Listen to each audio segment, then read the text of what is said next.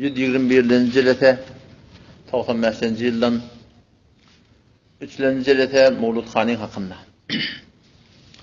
Elhamdülillahi Rabbil alemin.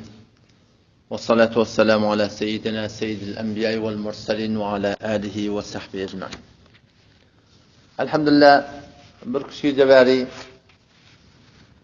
celesat-ı Mevlud Khan'ın hakkında gurunda şort geliyor. Kur'an'a mutabık, sünnete mutabık, Hanefi mezhebe mutabık ala şeref bir celeteğin tutmaklığı, uğursuzluğu belli oldu. Keşinna, bir celete ikiden Peygamber Kudu Aleyhisselam hakkında men gurrun edecek. Bir celete tutacak, seminer tutacak, celete siret men koyacak. Bununla hiçbir kimin müşkili yok. Yani kıynatak da şu celese-i Mevlud Khan'ı murabbece Türkmen serada ravaş taftu rayes olup da avval başlananına da sünnete mutabık başlamaptır. Ve şuun kunna günmegun artıp var ya içindeki hilaf şerdatları Müslümanlığın kıynatak da bu celeteyi tutmak hem doğru değil.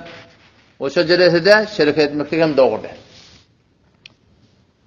O zaman yeni bir soru da sadece mantığı Türkmen sehrada ya baştaki ne kadar menatıklı var hem de Hanefi mezhepsin hem de bir mezhepte olsa da ne medip şu kadar ihtilaf var arada kemezken bir şey mantığı Türkmen sehramızda o baştaki menatıklı da şeyler Türkmenlerin arasında şu aradaki müşkülatlar biter mengleş birbirine halbuki mezheben bir Hanefi okudulayan kitapla da hücreleri zatlarda bir hemçin bir farkı yoksun. Bir suat mantığı Türkmen sahada okuduk ezvağın tadırın üzerinde. O zaman gidip Goş'ta gidip okuduk. Zahdan'da bir şeyle gördük. Şu tadak okudulayan kitap ve tadak okudulayan kitabın arasında farkı yok. Hem de sol aynı akidede akaid-i nesefi okuyuluyor. Fıkıh ve lakata şey hidayet okuyuluyor, şerh-i vakâ okuyuluyor ya sonra meclis rahim şey arada kitapla okuyuluyor. O hem şey vakti ki bir mezheben bir, fıkhımız da bir, etiqadın da bir olmalı. Ne mi deyip bir gelip etiqadi mesaille ve fıkhi mesaille gelip de şu forum birbirine ihtilaf şiddet bulup şu forum bir tafar amin deyip tu. Bu tafarda ne günah babazar, elçeksene bunun deyip tu. Aradaki fark beter koyunda yani. Aradaki fark beter koyunda. Kâvatla dediği de ihtilafi grubunun idin nasıl diye de aslında ihtilafi grubunun işimiz yok. İhtilafi grubun deyip ne mi diye biliyor musun? İhtilafi grubun deyip Hanefi mezhepte bir iki tane kol var. Münessendi damar, münessendi damar. Şuna ihtilafi diye. Aradaki bolup duran grubunlar da halal haramın grubu. Sünnet bid'atın grubu. Caiz nacaizin grubu. Doğru mu evrin grubu? İhtilafi grubu ne bula? Bula bir hakikatlar ki kıyınandak da bir sürü mesal gerekli. Şunu keçen asazını taptı ve ağrılman oylanda atlaba Müslüman doğun. İhtilafi grubu ne şu grubu ne? Şu Mevlud Khan'ı murabbeceyi küçüğü Türkmen serada var. Şu ihtilafi grubu ne Hanefi mezhepte? Şunu doğru dediğini. O zaman şu sebebi ihtilafı ne mi? Ne mi deyip şu form modda biliyor musun? Avval başta şunu bilmeli. Hanefi mezhep deyip ne mi diye. Şu Hanefi mezhep diye tabi. Hanefi mezhep deyip ne mi diye. Şunu bilmeli. Hanefi mezhep diğerleri 1200 yılmeden ne? Şu mezhebin mebnası bilen Ummet-i İslam'da hükümet edildir. Şu tamam hükümet hayır İslami ki Devlet-i Osmani olsun, Anadolu'da valakî Beni Umeyye olsun, o şoförüm Hindistan'da Cihangir Şah olsun, Orangzeb Alemgir rahmetullahi aleyhi ve sellem hemme hükümet hayır İslami umumi suretinde şu Ummet-i İslam'da Hanefi mezhebin mebnası bilen şu hükümet edildi. Bir ulukon hanavada şimdi kan kitaplar yazılıptır. Yani şu her bir kitabı keşi mezhepte ba yazılıptır şu Hanefi mezhep değil mi? Bir Mufti Qasım'ın dersinde tiyakak, Zahidan'da tevfik olup bardık. Şöyle ben dairete oturamda. O diye de her bir yazılan kitabı etmaniz olmuyor diye. Hanefi mezhebin adını sabit diye soran oradan Amerika'ya çıkıyor diye. Muallifi o Amerika'ymıştı, gayri Müslüman. Mezhebin adını bir yat koverttir diye. Bir Hanefi mezhep deyip her bir yazılan kitabı ki Hanefi mezhebin adına ona Hanefi mezhep değil mi ya? Hatta okuyulup veren kitabın içinde de hemme bağdada Hanefi mezhep değil mi ya? Belki Hanefi mezhep deyip şunun içinde fetva verilen kimler muhtabihi diyeceğim. Fetva verilen Qawllama şoňa Hanefi mezhep diýdi. Adam şu bilen şu okyp bilen kitabymyň içinde de Hidayaň öz içinde de nagadyr akballar bar. Şoň birini ileri çekip gaýtýarlar. Galanlaryny merjuh kawul edýär, oňa rajih kawul edýär. Oňa fetwa berilipdir. Şolaň galany näme etmek gerek? Şolaň galany ihtiram bilen kenara goýmak gerek. Rajih kawul fetwa berilmeli. Allama Şamî rahmetullahi aleyh aýtýar: "Ve enel hukmu vel futya bil kawlil merjuh cehlun." Fetva vermeklik ve aýtmaklyk bil kawlil merjuh. Qabil qabul kepde Hanefi mezhepde bir birat diýipdir. Fetva muňa da diýär. Bu zayıf birat diýilipdir. Şoňa gel fetva vermeklik wada cehlun, bir cehalet ve harqun lil icma. Kulli Hanefi mezhebi aradan aýyrmaklyk diýipdir. Ona muhtabihi diýip näme diýdi? Gayr muhtabihi diýip näme diýdi? Allama Şamî rahmetullahi aleyh Raddul Muhtada Kitabul Vakfı'nda Babul İmamet'te getiriyor. Zalika mimma yu'lamu ve yuktamu ve la yuftabi. Bazı zatlar var hani Himmet'in kitabında bilinýän zatlar var başly kitapda. Ve yuktamu ýa-da basyrmaly şon diýipdir. Ve la yuftabi fetva bermeli şon diýipdir. O näme diýip? Şon kişi muftabi kawlda. Şon kişi Hanefi mezhepde rajih kawlda. Şon kişiňe numary 20 berildi de şonu kenarda goýmaly diýip. Ve mukaddime Raddul Muhtada'da el-kutubu allati la ya'ulu aleyha fil iftai fil mezheb kitapları başlarda ne kadar kitaplar tanıttı 20-30 yanlışlarda. Şu kitaplara hiç ona fetva vermeliler deyip. Ne mi deyip? Birisi mesaille başında ki muhtabihi kavlle okuyan adam yanlışa düşüyor diye. Adam sözün kıyıtkat ne mi olur biliyor musun? Elleti ihtilafı mantığı Türkmensara bir topar var elhamdülillah ehli ilim kitap gözüyerler ki yani muhtabihi haydi sana fetva var mı yok mu? Şu bir yerde bırak görüptür sonra doğru mu halid sonra fetva verirler. Bu evvelki sebep. İkinci sebep ya illeti ki ba ba'deler ba kitap bilen işi yok olan. Öldürüne fetva verirler. Aslında Kur'an'da ba mı sünnette yok mu? Aslında şey fetva vermekten öyle Kur'an'dan sünnetten her kimin işte şey fukahaların işi mujtehidlerin işi. Nefesin kat'an bil kullu Türkmenistanda mujtehidi yok. Kullu Türkmenistanda bir Kur'an'dan sünnetten ödünden çıkarıp bilip fetva verip bilecek yok ve hiç onvan yok. O vakitte men son. Hiç kim yok. Menetin yaşı ahım olmak mantıqıda var. Eğer edip bilasak Hanefi mezhebini tahqiq edip şun hayatına fetva vermeli. Şun tapdizek balak hoşnundan telleğinin amal versin tapdım diye. Şundan edafe bir dağıtı Müslüman doğun. Ama qiyinansak da bir sırıyla var. Hanefi mezhebine işi yok. Ödünden Kur'an'dan sünnetten hem etiqatlı hem amalla geldi evet yani fetva verirler. Odan kitap yaptı. Mizanul İtidal adi. 4 tane cilt 6 cildi. Tabi sonra 20 cilt çekti bir de işte. Şerh verecek 20 cilt çekti sonra. Sonra yazıp koyup duran ne kadar meseleleri ödünden yazıp koyup duran. İlmi gayb diyorlar iki form diye. İlmi gaybi atayı var diye, ilmi gaybi zati var diye. On bir münazıran birinde sonra aydınlandı ben sonra ayettim de babacan hiç ilmi gaybi zat atayı diyenin falan takdirin kitabından şey. Şu falan takdirin nereden yaptır? Men eğer Hanefi mezhebi kitabının haşiyetinden ne getirdin kurumu diyor. Bizim kabul edeceksin. Nereden yaptır şey? Hiç yerde aydınladı yok. Özünden yaptır şey. Yamanı vabtagu ileyhil vesile deyip Allah Teala Kur'an'ını deyiptir da şimdi. Allah yakınlarına vesile talep edin. Vesile ne mi? İman, amal-ı salih. Hem de tefsirler barda oldu. Şunun maşadatı yok. 1400 tefsir oldu Kur'an tefsiri oldu da. Hiç kim vesileni ya Behavettin ya Berçep Balican ya haletlerimi çağırmalı deyip tefsir edin daha yok. Geriye ödünden şunu tefsir etti yani şey deysen de boluyor. Doğru çarta her şey etiyor. Onun çarta da hem de ödüne fetva veriyor. İlerlekim Kur'an'a ittir diye ne oldu bildi. İlleti ihtilaf ne mi biliyor musun? Şey ödünden fetva veriyor. Hanefi Kur'an bilen, sünnet bilen, müfessirlerin, muhaddislerin aydan kefine işi yok. Muteber Hanefi mezhebin kitabının işi yok. Fakat ödünden fetva veriyor. Üçüncü illet de heminden hatarnarak. Avval kula kitap gözleyen mi oldu? Muftabihin ödene. İkinci kitap bilen işi yok. Ahun molla ödünden fetva veriyor. Üçüncü ne yapma biliyor musun? Bu beter hatarnak. Tahir etti. Tamam molla. Kim etti? Tahir etti. Pirim aytıptır. Pirim şey deyip aytı. Ustadım şey deyip aytı. O ham sen geldi şuna sündürürüm. Allah Meleknevi rahmetullahi aleyh Mecmu-t Risalinde 2. cildinde 19. seferinde aytıyor. Fe inne ef'alel ulema ulemanın eden işleri vel ubbad abid pirlen murşidlen eden işleri leyset bi hüccetin. Bundan delil olmuyor diye. Ona ne mi? Pirleri, murşidleri, ulemalar hemmesini Ebberamel mi? Yok. Ebbermeliyen gurun yok diye. Mâlem tekun mutabikan lişşer. Ulamalan, pirlen, murşitlen aydalları delil bulmaya, o vakti kes şerikata ters olsa diye. Aydan kepler şerikata ters olmada, ulamalan kimine kul atmadı, kimine kul atmadı. Ama gitti bir alimi fetva verdir, bir piri fetva verdir, bir murşidi fetva verdir, bir takdirge fetva verdir. Ama şu fetva veren adı ne mi? Kur'an-ı sünnete ters. Hanefi mezhebin muteber kitaplarının ters.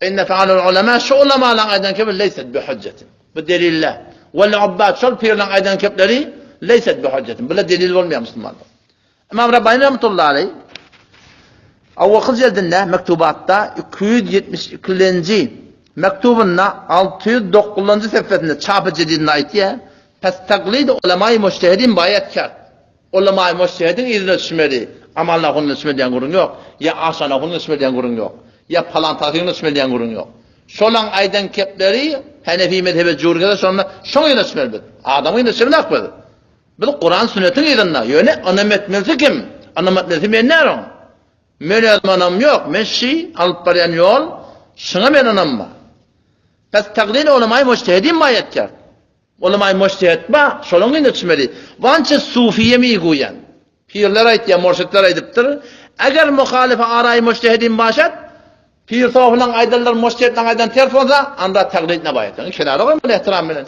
tili hurmatlar zayinna ve bu husn-i zan yaxşı gümen bilen az ta'ni işan baydlab bayatkar dilin getirip yamanlap diyorum ne falan şey deyiptir deyip öyle bir yaxşı gümen edip de neme ay havada bırak deyiptir belki falan tevili vardır falan vardır deyip şunu ihtiram bilen neme kenara koyun şunu diye ona diyen etmeler deyiptir yeni mektube İmam Rabbani'de 266. mektup avvakı cildinde 591. sefer Şab-ı Cedid'de açıklanak etti emel-i sufiya der hilli hürmet senet nist sofulan edeni işi sofulan beden fetvası tasavvuf pir mendip murşid mendip veren fetvası emel-i sufiya der hilli hürmet senet nist bunlar halallıkla haramlıkla bundan senet olmayabilir Kur'an'ı ödemeli, sünneti ödemeli, Hanefi mezhebi muteber kitaplarını ödemeli.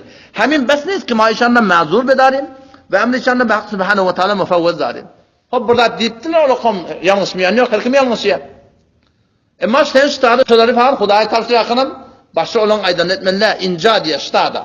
Yani hilli hürmette falanat doğru falanat eğrimi, inca, kavle Ebi Hanife rahimullah, İmam Ebu Yusuf rahimullah, İmam Muhammed rahimullah muteber. Halal haramı da kan müştehidine kalın o demek. Na'mel Ebi Bekir Şebli ve Ebi Hasan Nuri rahimahumullah. Onlar tavaflan, tiyiliği, hürmeti hemen zahine bizim men oyadın da tavafı. Men de pirim ma, pirçiliğe bizim muhalifim yok. Yani bizim pirimiz elhamdülillah kıyıkçıydı doktorlardan da Mevlana Ömer Sarbacan'dan şagirdi. Şu Kur'an-ı sünnette men şu men şu başta burada değil.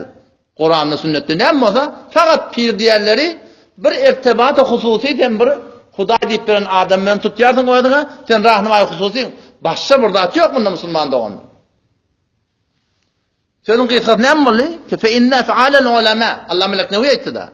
Cildi 2. cilt 19. sefetinde mecmuat-ı Resulü'nün etti ya. Fe inne fe'alel ulema vel ubbad ulemanın eden işleri ve safı pirinin eden işleri leyset bi hüccetin bunlardan delil olmuyor. Ma lem tekun mutabakaten dışarı. Vakti ki şeriatı muvafık olmadan şolan aydan delil olmuyor. Ha aydanlar eden işleri şeriatı muvafık mı? Bana sana şu delil olmuş. Baraylı'nın dersimde, Muğluthane'mde, geçen celesede ne kadar bedaatlar ikisi celesede bağdı. Şonktan elhamdülillah bardık. Ve şöyle şu muhtalan tarihe hop celesede şirket etmek necire diye. Neydim? Hop vakti şu bedaatla var. Şirket etmek doğru değil. O vakti köşede taam pişiriliye, vakti köşede celesede şirket etmek doğru değil. Aslında şu celeseden kurmak doğru değil. Şu celeseden taamının yemek de doğru değil. Halaf sünnet bir celesede tutup durulu Müslüman doğan. Onun işte adam yeri men Abdülnahun Tağfir merhumun men fetvasını okuyup vereyim. Kişi Mevludkhani hakkında aydan kefil. O tada ne mi diyor? O söz Abdülnahun'a kabul etti yalnız diyor. Biz hem ulema ehlisini kabul etti. Beşer tike şon aydan kefil Hanefi mezhebben zuhur yapın. Kararda bir pir, bir tağfir, bir falan tağfir deyip bir onun teslimiyeti yok. Ki şon hemmeden işi yanlış olsun. Yanlışına bir de yanlış diyet, doğrusuna doğru diyet. Men bolup bersin, her kim bolup bersin, Hanefi mezhebi arz etmeli, Kur'an-ı sünneti arz etmeli, doğru mu? Doğru etmeliler. Kararda ki çünkü falan takdir Aman efendim hedabesi bu takdir bakın Mevludkhaniye ittir ya. Ama falan da hakkında doğru fetva verdi. Çok köşe Mevludkhaniye ittir ya. Şun hemen reddetmeliyen görün yok. Ağa şontı yalnız. Ama şun hakkında aydın kepsin doğru Müslüman da o. Eğer yalnız fetva verilse her bir takdiri bakın ihtiram fiilak zahirinde Müslüman da onu ihtiramın kenara koymaktık gerek. Merhum Abcanah'ın takdir şunu öz Mecmuatul Behiyetinde Risaleti var. Son 16'dan sefretinde şi Mevludkhani'nin bedatlarının hakkında ve şu Mevludkhani cedihen tutmaklığının hakkında ve şuna şerket etmekliğinin hakkında bir kavturatına fetva yaptır. Elbette takdir o fetvanın yadanına sonra şu fetvanı nereden alanlığını eteğine kaydetmek yattan çıkıptır yani. Men Abcanah'ın takdir merhumun şu fetvanı nereden ettir onunla etip vereyim. Özünden merenadi yok onda. Yöne adres vermek şeyle yattan çıkıptır. Allah Meleknevi rahmetullahi aleyh Mecmuatul Fetava diye bir kitap var. Hulasatul Fetava diye sözleri de var şu. Hulasatul Fetava diye bir kitap var. Şon kaptanına Allah Meleknevi Mecmuatul Fetava diye adı. Şon cild 4. cildinde 335. sefretinde şi fetvani Abcanah'ın takdir şu tadan alıptır şunu. O Abcanah'ın takdir fetvası de aslında Allah Meleknevi rahmetullahi fetvası. Allah Meleknevi diyenler var ya bir şahsiyeti ki eğer şon kitabın kaptanına gelen haşiyeler olmasa hücrede dert olmuyor. Şu tamamı Türk mesela hücrelerinde var ya şol adamı Hanefi mezhebinden kenarda koysan hücrelerde dert olmuyor. Ne mi deyip? Şu açıklayıptır Şerh-i Vakayani, şu açıklayıptır Muatta İmam Muhammedi, şu açıklayıptır Hedayani. Şu açıklayıptır şudatları. Sonsuz var lakin fetva verip olmuyor. Abcanah'ın takdirinin aydanı doğrudan şu Allah Meleknevi'nin aydanı. Ne mi diyor o da? Farsi yönde. Belki şiirini gahi der esnai Mevludkhani ve gahi ba'de Mevludkhani taksim mi şebet. Şiirinden geçiriyor ve çektirmeye var bu ad. Ekber Cüce dönülü bu ad. O dökan hatısan. Belki şiirini gahi der esnai Mevludkhani ve gahi ba'de Mevludkhani taksim mi şebet. Belki benim Fatih-i Hindiye, şu Allah Meleknevi yaptığı Hindistan'ın ulemaları. Belki benim Fatih-i Hindiye murevvece, eğer kesi yaz ehl-i ilm Arap di ilim, yani ulema-i muhakkak Arapsından haberi olsa, pes becüz men hükmü cevazını bilir. Şimdi etmelle diyemeden başka hiçbir şuna fetva vermez diyor. Ondan sonra da hop sana etkiyer baba Mevlud'un olsaydı ne etkiyer? Salavati veriyor, zikretiyor, telavet ediyor. O hatım yığınıyarlar biliyor musun? Hatım yığınıyarlar. Falanca hatım, 100 hatım, 200 hatım, 300 hatım. O sen hatım yığınap, senin nişan otar falani 100 hatım getirtti. 200 hatım gördün o da örneğin. Şun ödünde ne oluyor tezahürü, riyakari var. Sen Huda için edip durun değil mi? O Huda için ödün baksıda otur da. Arada çadırda oturanın yeri öyle itti de ödüm otuydum diye bayrağın diye çadırına vardım diye de. Bayrağın çadırına vardım diye. O zaman diye o da şu çadır yıkılacak günü am her yerden men 10 hatım getirdim. O bir men 20 hatım getirdim. Bir 30 hatım getirdim. O bir 5 hatım getirdim. Yeke. Am dile vardan bir de onlar yüzlerine akan baksa tüsü hatımda ecengide çıkacağım deyip duruyor yani. Hatım 10, 20, 30'dan çadırı iş getirttirdiniz. Şimdi ecengide çıkacağım deyip duruyor ya. Peygamber'e hatım çıkmakta irat yok. Ama sen şunu gelip şüphorum bir İlin arasında şüphorum falanca hatım falanca getiriptir. Ne Müslüman? Şun ödünde ne tezahür var. Hop bir ihlası var diyedin. Yürekte akıllarda bir fetva vermeydin. Yani görüntülerinde çizik ayağına şehadet ve beyanat. Ne? Barın ne? İhlası var diyedi. Bir ne etiyat diyedin? İsa salam etiyat, sadaka veriyat, zikretiyat, telavet etiyat. Abcanah'ın tadı istarsın aydıp duruyor da. Allah Meleknevi'nin aydan şey. Çırakin tarihi İsa'l sevapten. İsa'l sevap edecek yolu varsın, tertibi varsın, uğru varsın. Neymiş 7 gün tutmak doğru dedi diye. Ayeti 40 gün tutmak 40 100 yıl doğru dedi. Şun kişi tertip yok. Kur'an'da sünnette yok. Hanefi mezhepte yok. Şunun için doğru dedi. Çırakin tarihi İsa'l sevap. Şüphorum sevap İsa'l etmeklik ne de zamanı şefiyel mudnebi ne peygamberin vaktinde bağmışık diye. Ve ne sahaben vatında varmıştık, ve ne tabiinin vatında varmıştık, ve ne tebe tabiin, ve ne emeği müştehidin. Hiç kim vatında şeyle, şüphorum Mevludkhani edip, falan yerden hatımlarını üsürüp, şüphorum peygamberin ruhuna bahsetmektik diyenler, ve hiç ondan yokmuş diye. O zaman şu daydan leza benaen aleyh diye. Şu mebna bilen yani ayrılan delailler vara nezde men tariqi murabbece meşruuni istiyor. Men yanımda şeyle bir mevludhane tariqi şu barında Peygamber İsa sabab etmek demektir. Bir hiç ondan şu doğru değil Müslüman.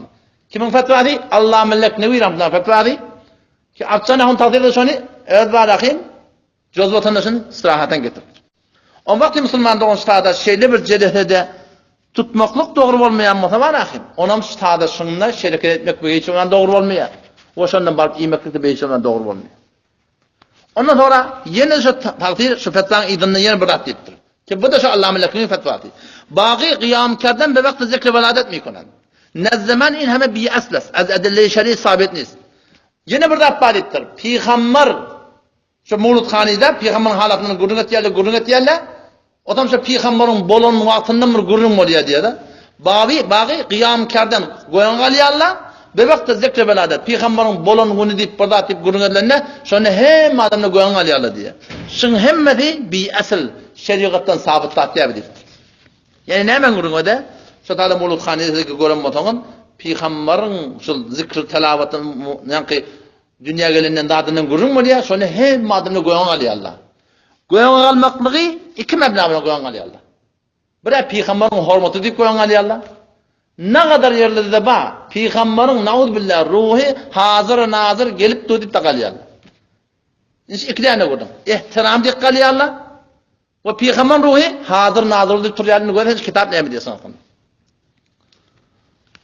Yani Allah melekni ve rahmetullahi aleyh o benim fetvamdan ayrı Mecmu-t-ı Resail cildi 5 cildinde 34. sefetinde ayetiye ve minha şiyan bir esas zatlardan ma yedkurunehu min ennen nebiyye sallallahu aleyhi ve sellem o zatları ki ayetiyan zatların bir şey ki Resulullah sallallahu aleyhi ve sellem yahduru bi nefsihi fi mecalisi vaad mevlidihi Peygamber öz ruhu bilen Peygamber şu meclisi mevlidi geceye deyip ayetiyanlar indi zikri mevlidihi Peygamber'in şu bolonunun gurungelerinde dünya gelenden gurungelerinde sonra Peygamber ruhu geceye deyip ayetiyanlar ve benev aleyhil kıyam indi zikri mevlid şu Peygamber'in bolonunun gurungelerinde sonra goyan alıyarlar ta'dimen ve ikramen Peygamber'in hürmetini goyan al deyip ayetiyanlar diye ve hâdâ batilun minel abatil batıl akidesi diye lem yetbut dâliki bi delil buna hiçbir delili yok ki Peygamber ruhsa hazır nazır olsun.